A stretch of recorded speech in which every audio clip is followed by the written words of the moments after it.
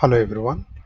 In this video, we are going to talk about how to calculate the rolling months total using the DAX query. Okay, so here is the query that I already prepared, where I split the query into two parts. The first part is the where we define the calculated member dynamically, and the second part is we are defining our dimensions and calling the calculated measure, which we defined in the part one. Okay, so we have two different types of method.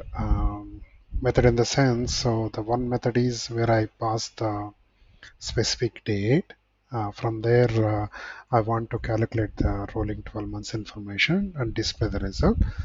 The other one is the where I don't mention any date.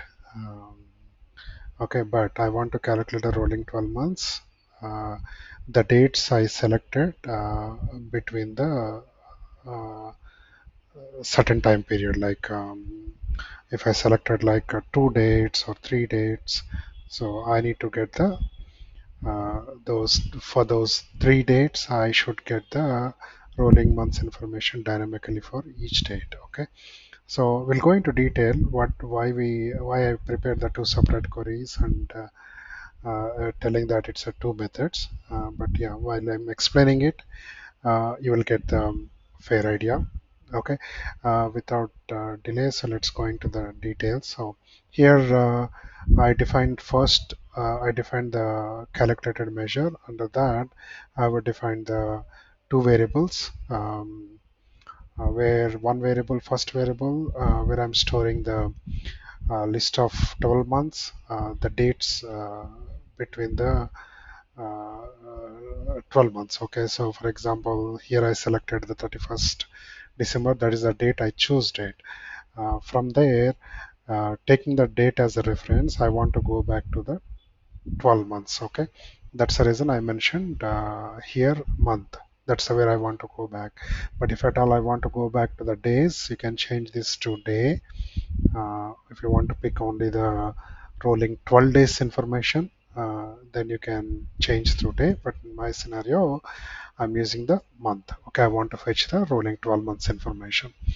So that is the one I defined in the first variable. Second variable, I want to calculate the rolling months total for internet total sales measure. That is the measure. I want to bring the rolling 12 months. So in the second variable, I just multiplied my measure with a list of 12 months. That is a variable one. Then I'm returning the result to in the last. So whatever the results that I written here, it will store into this calculated measure during the runtime. Now in the second query, second part where I define the columns, which are the columns I want to uh, bring this rolling 12 months, those columns I mentioned here. So in my scenario, I want to bring the rolling 12 months for month column, calendar month, month calendar, and month name. And then along with internet sale, I want to bring the rolling 12 months, but I want to bring only rolling 12 months information for these dates. Okay. So then I'm doing the, once I get the results, I'm just doing the sorting of the data. Okay. So here order by, I mentioned date month. That's how I want to sort the data. Let's execute what we get it. Okay. So here is the data that I got it. But if you look at here, so we have a 12 months displayed. For the 12 months, the rolling months 12 months measure is kind of duplicated the values, right? So because why it's duplicated? Because in my calculated member, I hard coded my date. That's the reason. The data is sum it up at this level and store the information into this measure. That's the reason it's always duplicating. Okay, but let's see whether it's really calculating correctly or not, the rolling 12 months information. Let's copy these results and put it in Excel. Okay, now if I aggregate these internet sales, then ideally this value and this value should match, right? So yeah, it's matching. You can see here.